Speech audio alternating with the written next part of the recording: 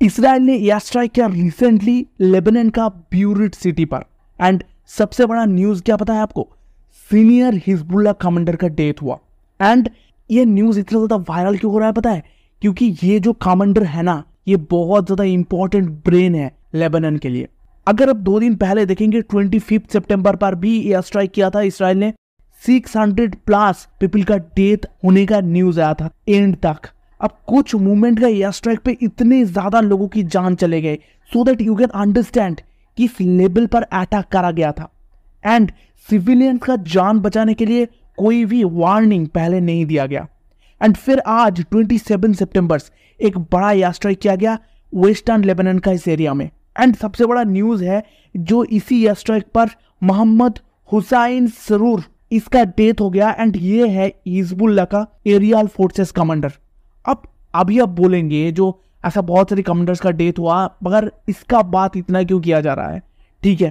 तो ये आदमी ना बहुत बड़ी एक इंपॉर्टेंट ब्रेन है हिजबुल्लाह के लिए, मैंने पहले भी बताया था, इंटेलिजेंट ब्रेन है एक, ठीक है। अगर आप इसका हिस्ट्री देखेंगे तो ये मैथमेटिक्स का एक्सपर्ट है एंड ये मैन होती रिवल से ट्रेंड है। अब आईडीएफ ने जो स्टेटमेंट दिया उसको एक बार पढ़िए, तभी आप समझ पाएंगे जो इसको लेके इतना ज्यादा न्यूज क्यों वायरल हो रहा है।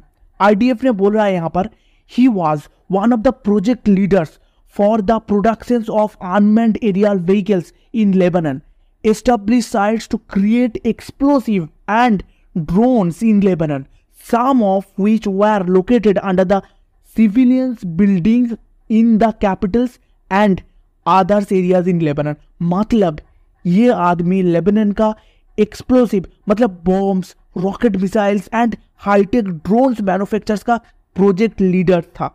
एंड आईडीएफ कह रहा है मोस्ट ऑफ द ये जो मैन्युफैक्चरिंग साइट्स है लेबनान का, ये लेबनान का आम सिविलियंस का घर के नीचे एंड उसका कई दुकान माल, यानी सिविलियंस का जो एस्टेट है, खुद का जो संपत्ति है, उसका अंडरग्राउंड पे बनाया गया है। और अगर आप देखेंगे 25 सितंबर जब इसराइल ने एयर स्ट्राइक किया था, तब अंडरग्राउंड मैन्युफैक्चरिंग साइट्स को लेके एक सैंडल पर एक एनिमेशन वीडियो भी शेयर किया था। मैं चाहता हूँ आप उस वीडियो को एक बार देखिए। Narrowly throughout southern Lebanon, an area that they turned almost entirely into a launch pad to attack Israel. According to Israeli intelligence, it is estimated that in every 2 to 3 homes in southern Lebanon, there's a Hezbollah terror asset hidden inside. The IDF has released concrete intelligence documenting Hezbollah's human shield strategy. Here are a few examples of hundreds of targets. A long-range cruise missile with a 1,000-kilogram warhead that Hezbollah planned to launch at Israel, hidden in the attic of a Lebanese home. This is real footage from one such home. The DR-3 cruise missile with a warhead of up to 300 kilograms that Hezbollah intended to use to kill Israelis, hidden inside a residential building in Lebanon. This is real footage from one such building. देखिए mid east का geopolitical हालत जो खराब है, इसको दोबारा बोलने का जरूरत नहीं है, मगर एक बात समझना जरूरी है, जो हालत किस दिशा पर जा रहा है। फर्स्ट पॉइंट, 25 सितंबर का अटैक की बात येमेन होती डायरेक्टली एक बात बोल दिया, येमेन ये ओपन फ्रंट वार में हिजबुल्लाह को फुल पावर से सपोर्ट करेगा। अब ये एक्सपेक्टेड ही था, येमेन हिजबुल्लाह को सपोर्ट करेगा, ईरान भी हिजबुल्लाह को सपोर्ट करेगा, एक्सपेक्टेड बात है। बट दूसरी तरफ गजा को लगभग पूरी तरीके से डिस्ट्रॉय करने का बात अभी बेंजामिन नेतन्याहू डायरेक्टली एक बात बोल दिया, आपको जो करना है कर लीजिए, मैं नॉर्दर्न इसराइल को सिक्योर करने के लिए फुल फोर्स और पावर से लेबनान पर हिट करूंगा। इसराइल का विजन पूरी तरीके से क्लियर है। अब खुद मिस्टर नेतन्याहू का ये बात बोलते हुए एक बार देखिए, मिस्टर नेतन्याहू को देखिए कितना कूल और फ्रेश मिजाज में बोल रहा है ये बात। My policy, our policy is clear. We are continuing to hit Hezbollah with full force, and we will not stop until we achieve all our goals. First and foremost, returning the residents of the north safely to their homes. मतलब देखिए, एक तरफ पूरा mid east का लगभग सारी Islamic countries Israel का opposition में खड़ा हो गया। टर्की का एर्दोआन यूएन असेंबली पर जाके ओपनली बोला है सारी इस्लामिक कंट्रीज को मिल के ग्रुप तैयार करना चाहिए इसराइल की ऑपोजिशन पर खड़े होने के लिए।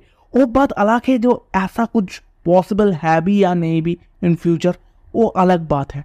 बट एक बात पर गौर से नजर दीजिए, इतने कुछ चल रहा है मगर इसराइल का इकोनॉमी, स्टॉक मार्केट, कहां पर भी कुछ इफेक्ट नहीं पड़ा है। आपको मैं 6 मंथ का इसराइल का स्टॉक मार्केट का ग्राफ दिखा रहा हूं। देखिए थोड़ा सा अप डाउन है मगर ये नॉर्मल मार्केट में चलते रहते हैं। एवरेज ग्रोथ रेट लगभग पॉजिटिव डायरेक्शंस पे है। आप देखो, दूसरी बात, अमेरिका का प्रेसिडेंट इलेक्शन आ रहा है। पूरा ईयर का पॉलिटिकल कैंपेन से लग रहा था ट्रंप इलेक्शन रेस में बाइडेन को बहुत हद तक पीछे छोड़ दिया, बट कमला हैरिस आने का बाद खेल थोड़ा सा अलग हो चुका है। यंग हैरिस का वेटेज रैपिडली ग्रो कर रहा है। अब देखो रिजल्ट क्या आएगा इसके बारे में कोई नहीं बता सकते, बट अगर ट्रंप इस बार इलेक्शन जीत जाते हैं देन पूरा दुनिया को पता है ट्रंप ईरान का ऑपोजिशन में कितना ज्यादा एग्रेसिव है। And it's no doubt Trump Israel को ऑल डायरेक्शंस पर सपोर्ट करेगा। इस रीजन पर ईरान का सारी ट्रूप्स के नाम और निशान मिटाने के लिए। मगर एक बात याद रखना, अगर ट्रंप नहीं भी आते हैं फिर भी यूएसए इसराइल को स्किप नहीं कर सकते। एंड इसराइल का टॉप इंटेलिजेंस एंड लीडर्स को पता है यूएसए को एंड यूएस डॉलर्स को मिड ईस्ट का जियोपॉलिटिक्स में किस तरीके से यूज करना है। So you can say easily yes, Benjamin Netanyahu is a modern day Hitler, he is unstoppable now. So किस डायरेक्शंस पर ये रिजल्ट जाने वाला है ये देखने लायक होगा। चलिए अभी तक इतना ही। अगर इसराइल और लेबनान के बीच में जो कन्फ्लिक्ट स्टार्ट हुआ है उसके बारे में फिर से नया कुछ अपडेट आते हैं तो मैं आपको ज़रूर अपडेट करूंगा।